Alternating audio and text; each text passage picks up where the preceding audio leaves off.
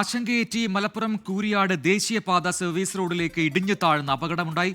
കല്ലും മണ്ണും താഴേക്ക് പതിച്ചു. ഓടിക്കൊണ്ടിരുന്ന വാഹനങ്ങളുടെ മുകളിലേക്കും ഇവ പതിക്കുകയായിരുന്നു. തലനാരിഴയ്ക്കാണ് യാത്രക്കാർ രക്ഷപ്പെട്ടത്. ഇവിടെ രൂപപ്പെട്ട കുഴിയിൽ നിർമ്മാണ കമ്പനിയുടെ JCB ഇപ്പോഴും കുടുങ്ങിക്കിടക്കുകയുമാണ്.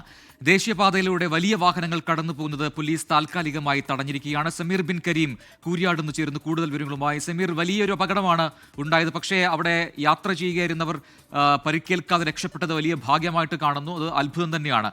ഇത്തരത്തിൽ നേരത്തെയുള്ള റോഡിൽ നിന്നും തറനിരപ്പിൽ നിന്നും ഏതാണ്ട് മീറ്ററുകൾ പൊക്കിയാണ് പുതിയ ദേശീയപാത നിർമ്മാണം നടക്കുന്നത്. എന്താണ് അവിടെ സംഭവിച്ചത് എന്ന് അധികാരികൾ വിശദീകരിക്കുന്നുണ്ടോ? ഇപ്പോഴത്തെ സാഹചര്യം അവിടെ എന്താണ്?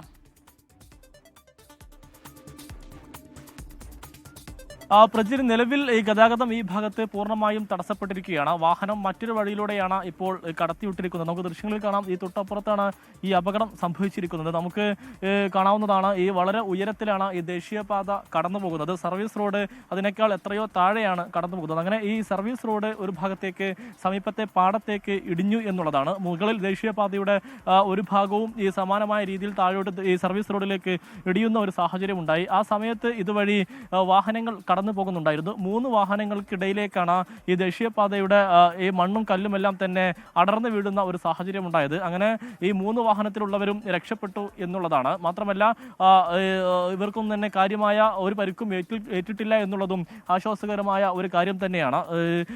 2 വാഹനങ്ങൾ നിലവിൽ ഇവിടെ നിന്ന് നാട്ടുകാരുടെ സഹായത്തോടു കൂടി മാറ്റിയിട്ടുണ്ട്. ഒരു വാഹനം ഇവിടെ കിടക്കുകയാണ്. ഈ കല്ലും മണ്ണുമെല്ലാം തന്നെ വീഴുന്ന സമയത്ത് വാഹനം നിർത്തി ആളുകൾ ഈ സമീപത്തെ പാടത്തേക്ക് ചാടി രക്ഷപ്പെട്ടു എന്നുള്ളതാണ് ഏറ്റവും പ്രധാനപ്പെട്ടതായിട്ടുള്ള ഒരു കാര്യം. ഇവിടെ ഈ പാടശേഖരമാണ്. പാടശേഖരത്ത് മണ്ണിട്ട് വലിയ തരത്തിൽ ഉയർത്തിയാണ് ഈ ദേശീയപാത നിർമ്മിക്കുന്നത്. അതുകൊണ്ട് തന്നെ ഈ മണ്ണ് നീങ്ങിപ്പോയതാകാം എന്നുള്ളതാണ് നിലവിൽ ദേശീയപാത അതോറിറ്റിയുടെ പ്രാഥമിക നിഗമനം. കൊച്ചിയിൽ നിന്നുള്ള എഞ്ചിനീയറിംഗ് വിഭാഗം ഇങ്ങോട്ടേക്ക് പരിശോധന നടത്താനായി എത്തിക്കൊണ്ടിരിക്കുകയാണ് എന്നുള്ളതാണ് ദേശീയപാത അതോറിറ്റി വ്യക്തമാക്കുന്നത്. അങ്ങനെ ഈ പരിശോധന, ഈ ടെക്നിക്കൽ റിപ്പോർട്ട് ലഭ്യമായി കഴിഞ്ഞാൽ മാത്രമേ എന്താണ് സംഭവിച്ചത് എന്നുള്ള കാര്യത്തിൽ വ്യക്തത വരൂ എന്നുള്ളതാണ് ദേശീയപാത അതോറിറ്റി വ്യക്തമാക്കുന്നത്. പ്രാഥമികമായി മനസ്സിലാക്കുന്നത് ഈ പാടശേഖരമായതുകൊണ്ട് തന്നെ മണ്ണിൽ നീങ്ങിപ്പോയതാണ് ഇത്തരം ഒരു അപകടത്തിലേക്ക് നയിച്ചത് എന്നുള്ളതാണ് ദേശീയപാത അതോറിറ്റി വിശദീകരിക്കുന്നത്. നാട്ടുകാർ പറയുന്നത് അശാസ്ത്രീയമായ നിർമ്മാണമാണ് ഇത്തരം അപകടത്തിലേക്ക് നയിച്ചത് എന്നുള്ളതാണ്. കാരണം കാര്യക്ഷമമായ രീതിയിലല്ല ഇവിടെ നിർമ്മിച്ചിരിക്കുന്നത്. ഇവിടെ നേരത്തെ തോട് ഇതിലെ ഉണ്ടായിരുന്ന തോടെല്ലാം തന്നെ മണ്ണിട്ട് മൂടിക്കൊണ്ടാണ് ഇവിടെ ഈ പുതിയ ദേശീയപാത നിർമ്മിച്ചത്. അതുകൊണ്ട് തന്നെ ഈ മണ്ണിനടിയിലൂടെ ഈ തോട് ഒഴുകുന്നത് ഒരു പക്ഷേ മണ്ണ് നീങ്ങാൻ കാരണമായിട്ടുണ്ടാകാം എന്നുള്ള ഒരു ആക്ഷേപമാണ് നാട്ടുകാർ ഉന്നയിക്കുന്നത്. ഇതിന്റെ അടിസ്ഥാനത്തിൽ നാട്ടുകാർ ഈ ദേശീയപാത ഉപരോധിച്ചു.